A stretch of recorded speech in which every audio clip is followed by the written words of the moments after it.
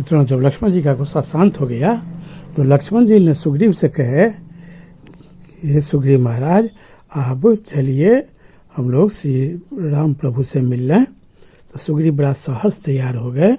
सुग्रीव के साथ असंख्य बानर देखकर श्री रामचंद्र जी बहुत प्रसन्न हो गए। सुग्रीव के साथ करोड़ों बानर गया था। रामचंद्र जी इसे देख करके गदगद हो गए। श्री राम के पांव पर सुग्रीव गिर गया। सुग्रीव जब वहां पहुंचा तो सीधे प्रभु राम के पांव पर गिरकर क्षमा मांगने लगा। प्रभु, हमसे गलती हुई, हमको माफ कर दीजिए, हम ठगे गए। तो श्री राम ने उठा करके उन्हें गले लगा लिया कि मित्र का स्थान पांव पर नहीं होता है, उठो उठो। उसके बाद श्री राम ने उन्हें कुछ शिक्षा भी देने लगे। तो सुग्रीव, अंगद, ये सब उनसे मिले। हनुमान जी भी साथ में थे और बहुत सारे बंदर युद्धपतियों को भी श्री रामचंद्र देखे। तो श्री राम बहुत प्रसन्न हुए और उसके बाद इन लोगों में बड़ा सौहार्दपूर्ण बात होने लगा। ये सब कहानी सुनने के लिए वीडियो के अंत तक बने रहिए। बहुत ही अच्छा कहानी सब है। तो लक्ष्मण जी जब उनका क्रोध शांत हुआ तो लक्ष्मण जी ने सुग्रीव का हर्ष बढ़ाते हुए उनसे यह विनीतपूर्ण वचन कहा, यदि तुम्हारी रुचि हो तो अब किष्किंधा से बाहर निकलो। अच्छा, तो सुग्रीव ने कहे कि ठीक है, अच्छा ऐसा ही होगा, चलिए हम लोग चलें प्रभु राम से मिलने के लिए, आपका आज्ञा का हम पालन करेंगे। तो वहाँ से लक्ष्मण, सुग्रीव और उनके साथ हनुमान जी, अंगद और बहुत सारा सुग्रीव का सेना था। सभी लोग वहाँ से श्री राम के पास गए। सुग्रीव उस स्थान पर गए जहाँ भगवान श्री रामचंद्र निवास करते थे। मुखलित कमलों से, बहुत सारा कमल से भरे हुए उस सरोवर की भांति बानरों की वह बड़ी भारी सेना को देखकर श्री रामचंद्र जी सुग्रीव पर बहुत प्रसन्न हुए और सुग्रीव वहां पहुंचते ही श्री राम के पांव पर गिर गए और क्षमा मांगने लगे। प्रभु, हमसे बहुत बड़ी गलती हो गया, हम ठगा गए, हमको कुछ सुध बुध नहीं रहा, आप हमको माफ कर दीजिए।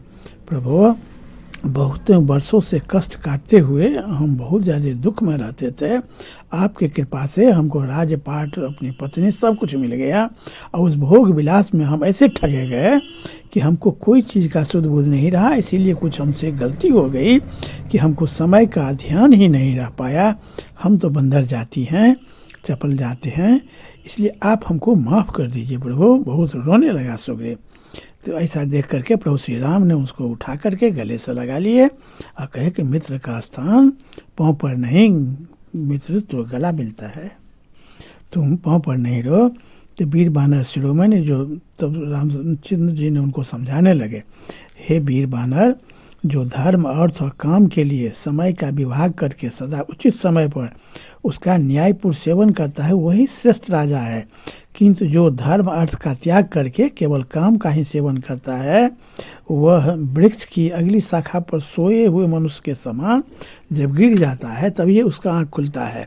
इसलिए राजा को चाहिए कि सवेर का समय उचित समय पर धर्म का कार्य करे, दिन भर अर्थ का संग्रह के काम करे और रात में ही काम का सेवन करे। सबों का समय का विभाजन करके अपना काम करना चाहिए। जो राजा शत्रुओं के वध और मित्रों के संग्रह में संलग्न रहकर योग्य समय पर धर्म, अर्थ और काम का न्यायपूर्वक पालन करता है वही फल का भागी होता है। यह हम लोगों के लिए उद्योग का समय है। वानराज, तुम इस विषय में इन वानरों और मंत्रियों के साथ विचार विमर्श करो। तुम्हारे साथ बहुत वानर आए हैं, तो इन लोगों से विचार विमर्श करो कि हम लोग आगे का कार्यक्रम कैसे क्या तय करें। तो सुग्रीव ने उनसे कहा, महाबाहो, मेरी श्री कीर्ति तथा सदा से चला आने वाला ये राज्य, ये सब कुछ नष्ट हो चुका था। आप ही की कृपा से मुझे सबकी प्राप्ति हुई है। आप और आपके भाई की कृपा से ही मैं वानराय पर पुनः प्रतिष्ठित हुआ हूँ।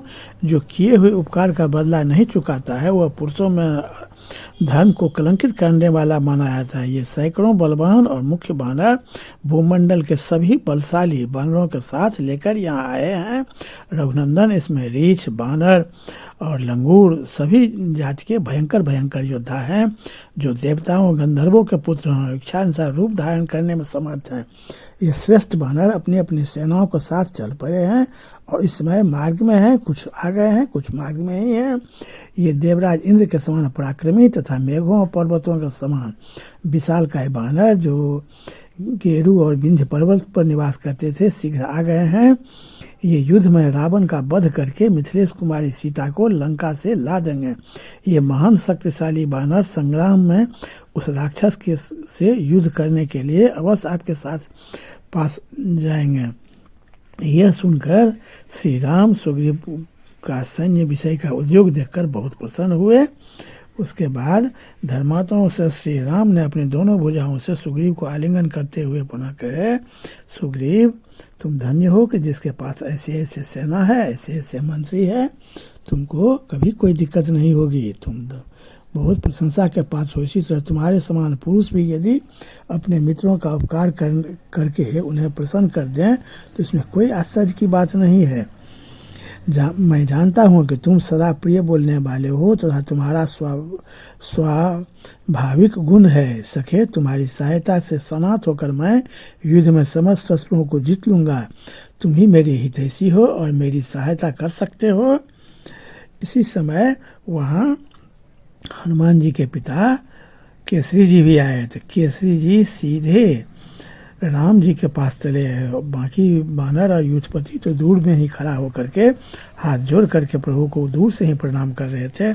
केसरी जी सीधे प्रभु श्री राम के पास चले आए और हाथ जोड़ करके राम से विनती करके कहने लगे, प्रभु आपके दर्शन का अभिलाषा मुझे बेहोश कर दिया, हम कुछ नहीं समझ पाए, हम सीधे आपके पास चले आए हैं, आप क्षमा कीजिए। प्रभु श्री राम को हंसी लग गई और उन्होंने हनुमान जी से कहे कि हनुमान देखो, तुम्हारे पिता हमसे मिलने के लिए यहाँ आ गए हैं कि हमसे मिलना तो ठीक है, क्योंकि दरअसल में तुम्हारा वात्सल्य प्रेम इनको अधीर कर दिया था। बहुत दिन से तुम इनसे मिले नहीं हो, इसीलिए ये तुम्हारे प्रेम में अधीर होकर के सीधे मेरे पास चले आए हैं। इसलिए जाओ अपने पिता का उचित सम्मान करो। तो हनुमान जी भी अपने पिता को पाँव पकड़ करके बड़ा प्रणाम किए। उसके बाद दोनों एक दूसरे से हृदय को लग गए। बहुत दिन के बाद दोनों को भेंट हुआ था। तो महाराज केसरी भी आए थे और उसके बाद बहुत सारे एक से एक बांदर जो था वहाँ पहुँचने के लिए, किसी के साथ 1 अरब सेना था, किसी का पास 7 खरब सेना था, किसी के पास नील सेना था। तो कोई कमी नहीं था बांदर और भालू का। वहाँ इतना सब समुद्र ऐसे बड़ा भारी बानर का लंगूर का रिछ का इस सब का भीड़ लग गया और सभी श्री राम के काम में तत्पर हो गए थे। मित्रों, बहुत बहुत धन्यवाद इस तरह कहानी सुनने के लिए। आप हमारे वीडियो की अगली